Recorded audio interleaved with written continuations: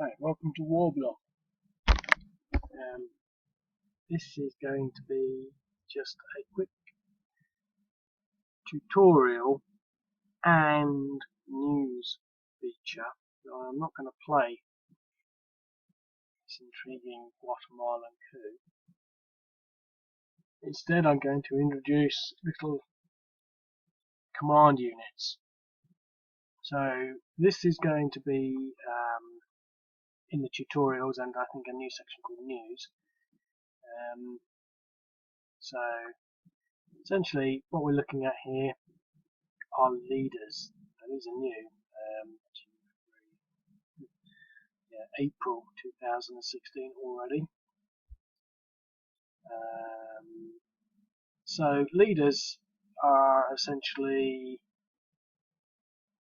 well, are actually what they seem, to be quite honest. So key features of the leaders. They have two. They're defined by the checker coloured unit. Put your mouse over them, it will say command. This is Guatemala Rebels command El Fuego Hernan Monzon Huir. If that's how you say it. You can see his little name, first name there. Now, essentially, they have a number of factors, not to be confused with regular factors. First one is their combat bonus. We'll go on to that in a bit. Second one is morale. Third one is movement. And the little number up here is their command radius. So, we get on to the next bit. Now, one of the reasons I've introduced leaders is I think it sort of, to some extent, it makes sense. I've had to sort of compromise from sort of the outside in rather than sort of the inside out. And what I mean by that is basically I have to sort of make some factors based on what I can do with the maths as opposed to ideally what I want to achieve.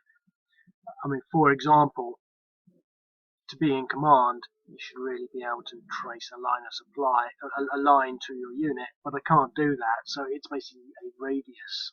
So you can be completely surrounded and still get that in.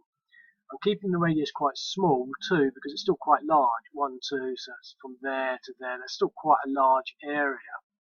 Now the main reason that I want to bring leaders in a year's time, you'll think, well, that's all old hat, but and it's still not finished yet. It's still very much unfinished, to be quite honest. But they're sort of working in some areas. The gameplay shouldn't be hampered for that, but if you do air combat, it might be, but I've yet to do that bit. But essentially, the reason I bought the reason I bought command units in is because what I'd like to do is to be able to sort of bring the extra dimension of command into the game, and in particular to encourage people to keep command units together, which I think is sort of semi-historical in a lot of instances. Now,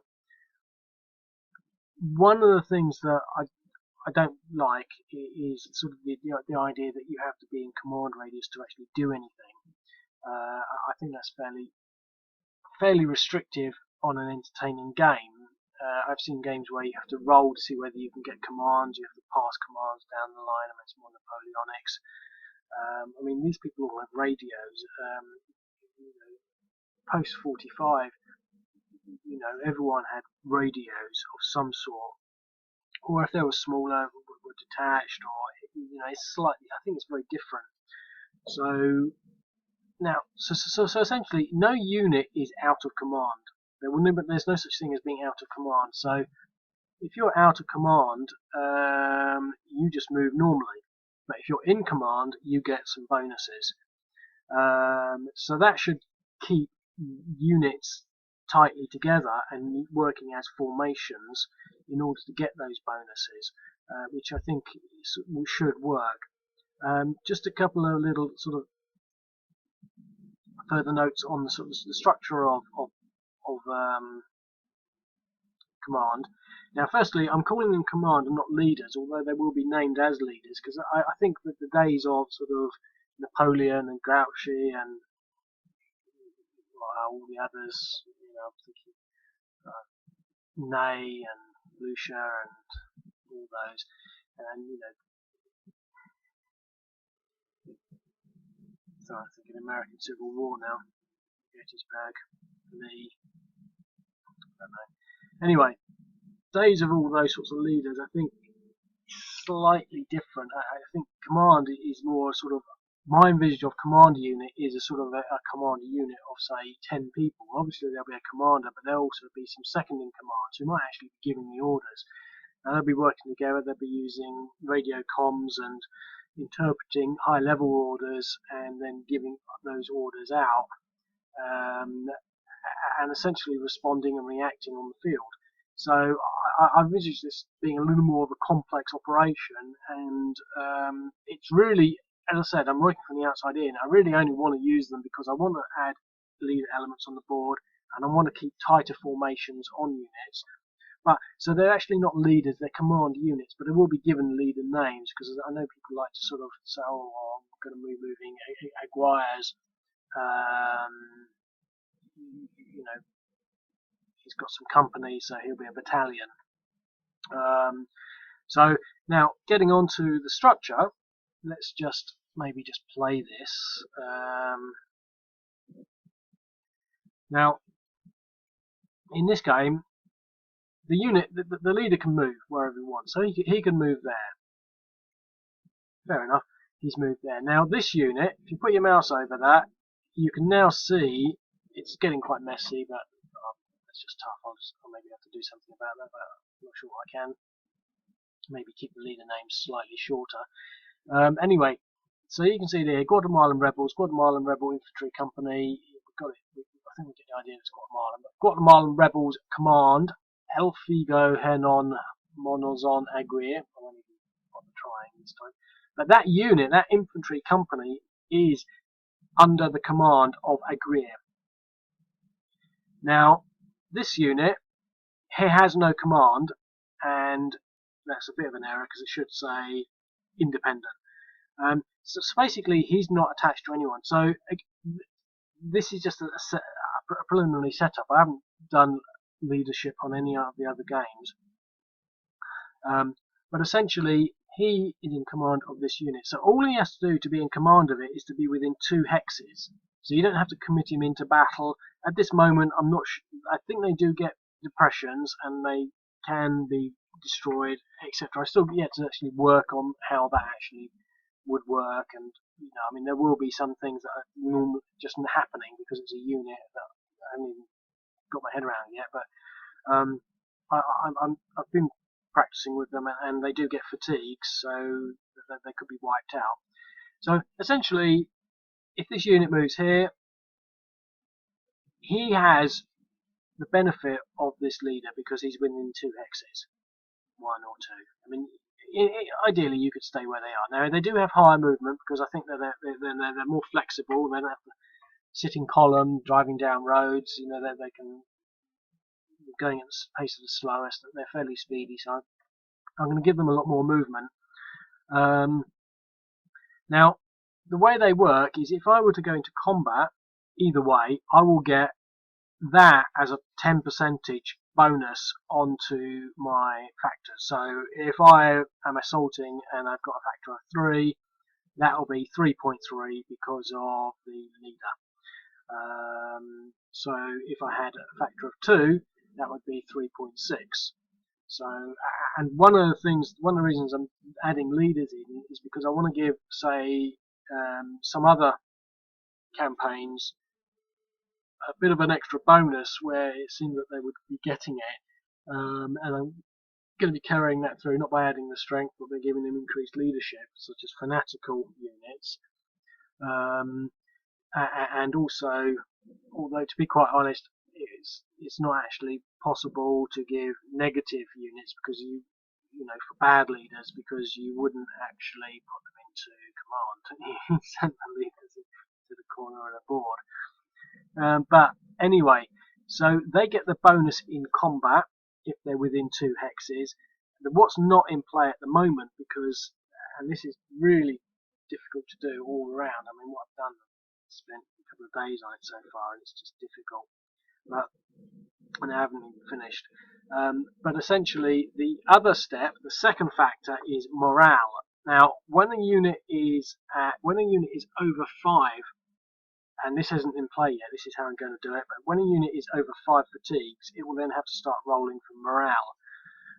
So if it's at 6, it will have a 10% chance of routing. If it's at fatigue 7, it will have a 20% chance of routing, and that's every time it gets into combat or has a reason to check for morale.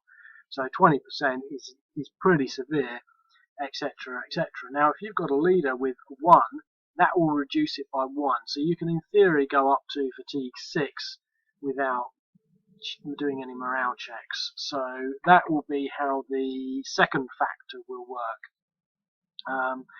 And that's pretty much it, really.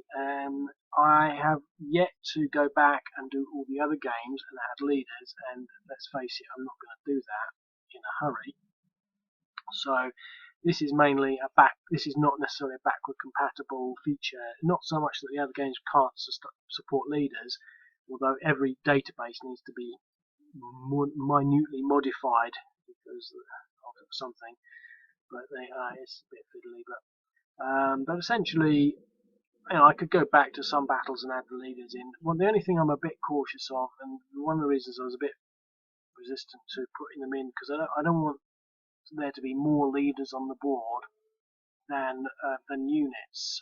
I don't want them to sort of get in the way. Now, they won't contribute towards battle.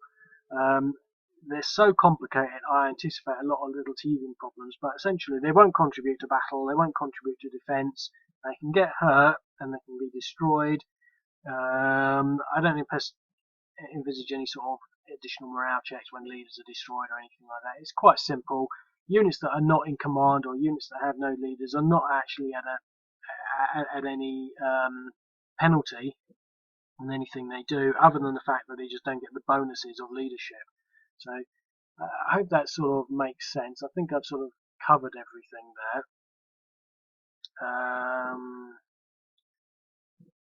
Yeah, I mean that's that. I mean, just to reiterate, I think I've made this clear already, but you only have to be within 2 hexes, and that can go through zones to controls or even enemy units. It's just the maths is just simpler like that. I did actually start them off at 4, but 4 hex command radius is actually massive. 1, 2, 3, 4. I mean, from there it'd be 1, 2, 3, 4. 1, 2, 3, 4. That's half the board. You'd almost never have to really even bother about keeping command units together. So exceptional units might have 3 command radius. Now, again, just to reiterate, I'm not anticipating that command radius is anything to do with communications, because I think all communications is done by radio, etc. It's really more to define their presence on the field, both with the troops knowing that they're there, but also being able to respond in the field fairly close. Now, these hexes can be between, say, 3 and 4 to 20 miles across. So, that's not necessarily always line of sight observation, but it's just being there in the field.